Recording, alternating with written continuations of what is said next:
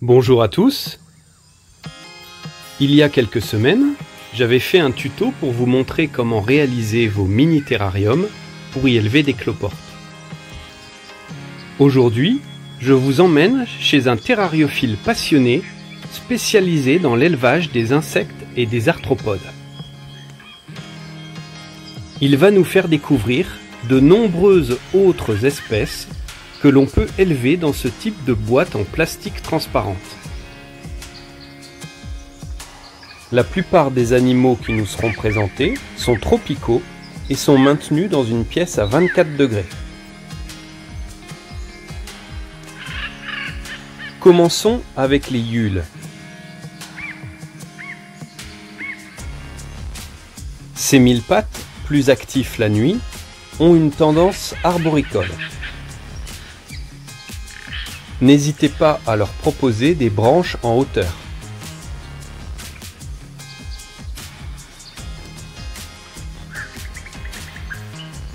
Ces détritivores se nourrissent de végétaux, de fruits et légumes décomposés.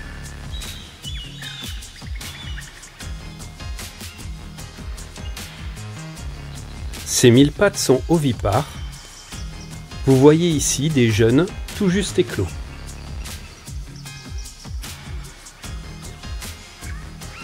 Il élève de nombreuses espèces aux couleurs très variées. Le substrat est un mélange de feuilles mortes, d'humus et de bois mort. Il faudra le maintenir légèrement humide, mais jamais détrempé.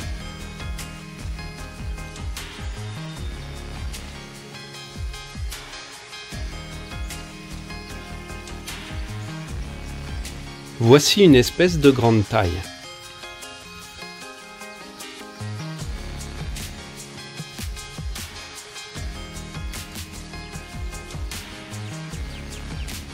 Les yules peuvent vivre 10 à 15 ans.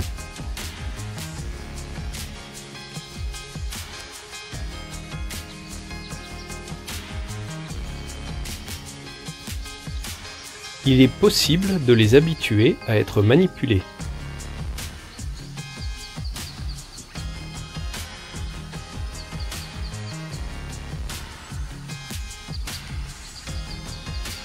Lorsqu'ils se déplacent, le mouvement des pattes donne un effet de vague.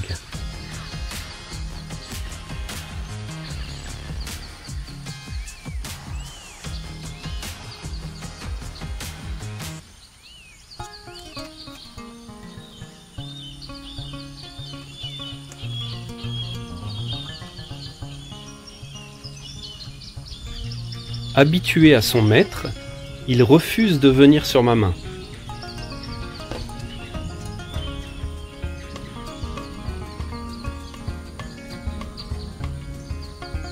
Leur comportement défensif consiste à se rouler en spirale.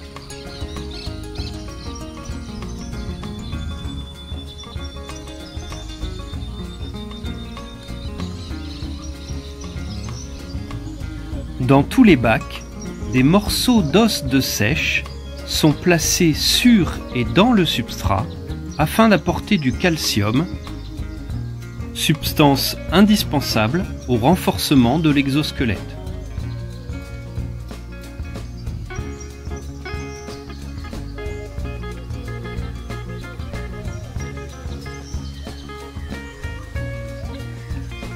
Originaire de la côte sud-est de l'Afrique, cette espèce est d'un rouge magnifique.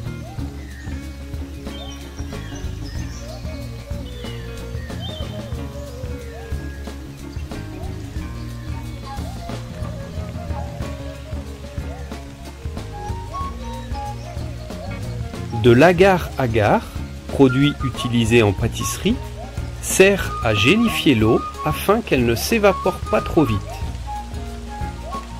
Cette gelée rosée permet aux arthropodes de se réhydrater quand ils le souhaitent.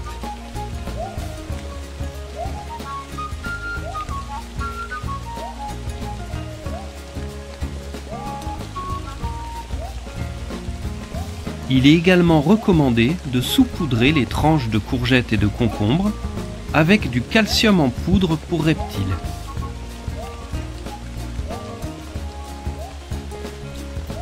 Passons à une autre famille de mille-pattes, les polydesmes. On voit bien ici le morceau d'os de seiche.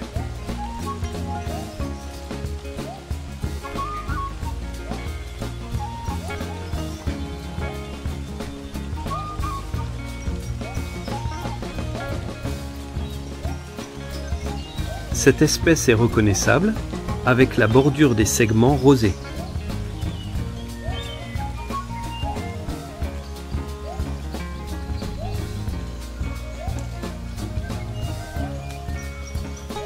Pour l'élevage de ces myriapodes, on utilisera la même base de substrat type forestier. Mais cette fois, avec davantage de mousse et de bois pourri.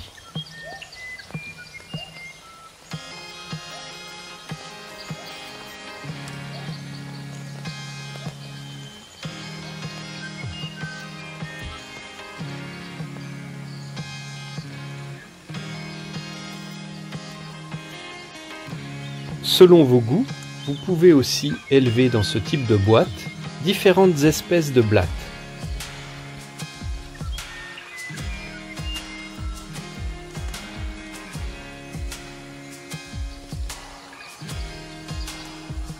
À la différence des autres insectes, les blattes apprécient un environnement plus sec.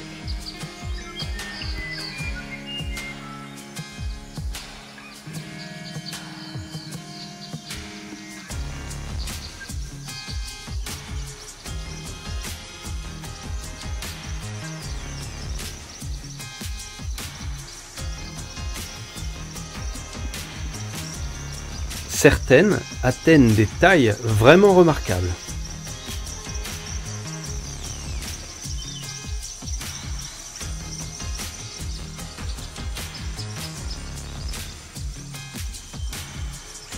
Les morceaux d'écorce offrent de nombreuses cachettes. Ici, le substrat est composé de copeaux de paillage pour jardin. En complément des fruits et légumes, il faut leur proposer des protéines. Croquettes pour chat, viande séchée, la nourriture doit être le plus variée possible. Cette espèce est tellement rapide qu'on les appelle les blattes fantômes, parce qu'on n'a pas le temps de les voir. Il élève également des escargots géants africains. Ici, ce sont des jeunes, mais adultes. La coquille mesure environ 12 cm de long, et même parfois bien plus. Cet escargot est herbivore, à tendance omnivore, c'est-à-dire avec un certain besoin en protéines. Bien sûr, il a lui aussi de nombreuses variétés de cloportes tropicaux.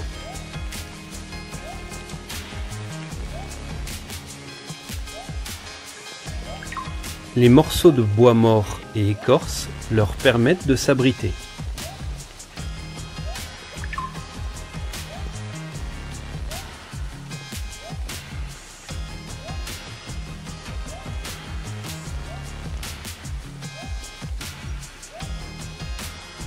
La base du substrat est toujours la même que précédemment, mais avec davantage de feuilles mortes.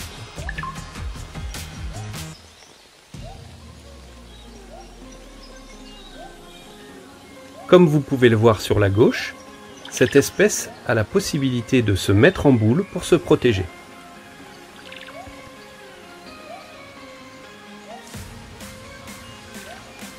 Vous pouvez également ajouter dans les bacs des morceaux de charbon de bois.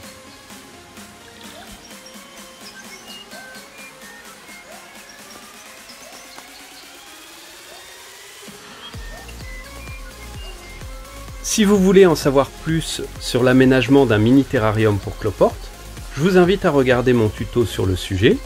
Je ferai apparaître le lien à la fin de cette vidéo.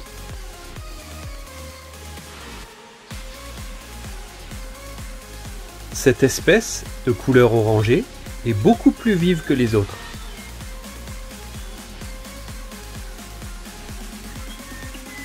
Les morceaux de fruits sont placés dans des petites coupelles en plastique afin de pouvoir les retirer facilement en cas de pourrissement. Les cloportes sont également très friands de paillettes pour poissons.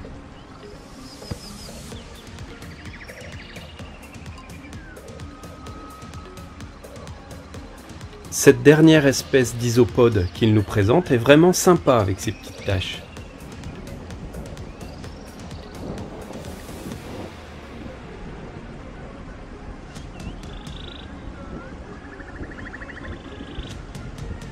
Pour finir, vous pouvez également élever dans ce type de petit terrarium boîte différentes espèces de coléoptères.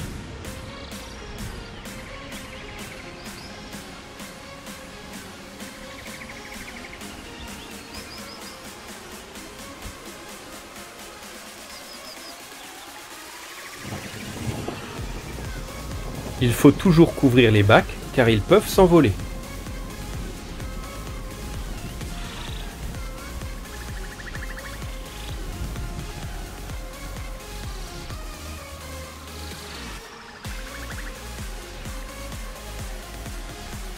Les adultes, ou imagos, se nourrissent de bitter jelly.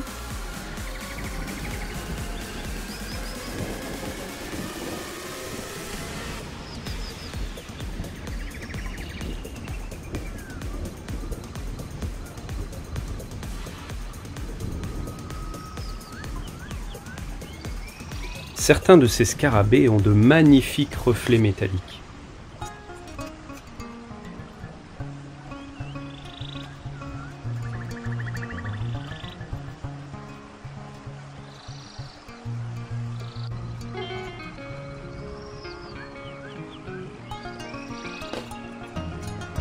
Pour les cétoines, le substrat est principalement constitué de feuilles mortes finement broyées.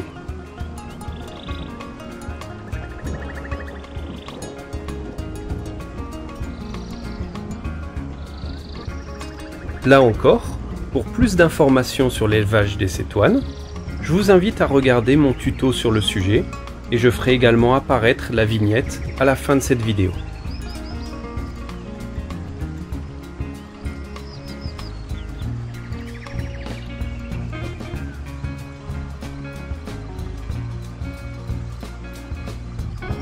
Les larves sont élevées individuellement dans des boîtes en plastique remplies de substrat.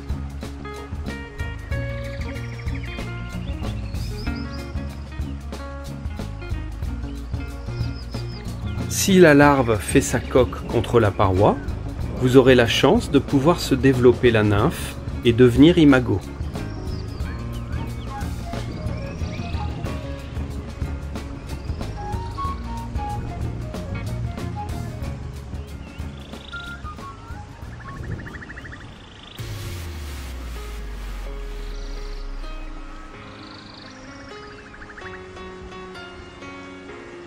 Ici, des carabes du désert.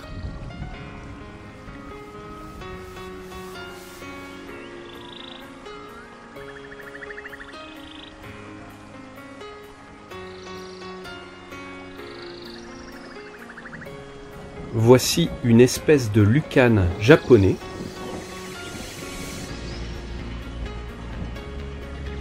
Les mâles lucanes ont des mandibules surdéveloppées qu'ils utilisent pour combattre. Au Japon, on retrouvait ces ornements sur les casques de samouraï.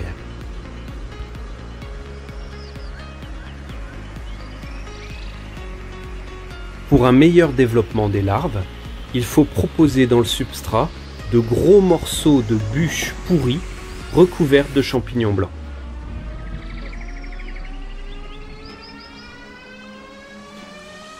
Les reflets de cette espèce sont vraiment superbes.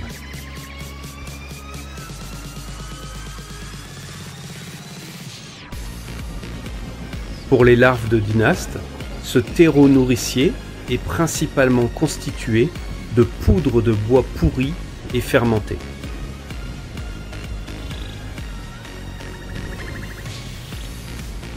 Selon les espèces, certaines larves sont énormes.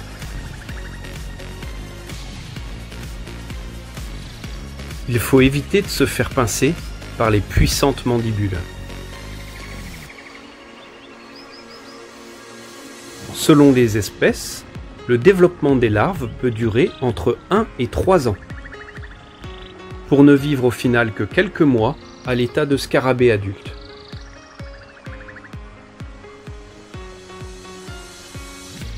Les dynastes, ou scarabées rhinocéros, sont les plus gros coléoptères.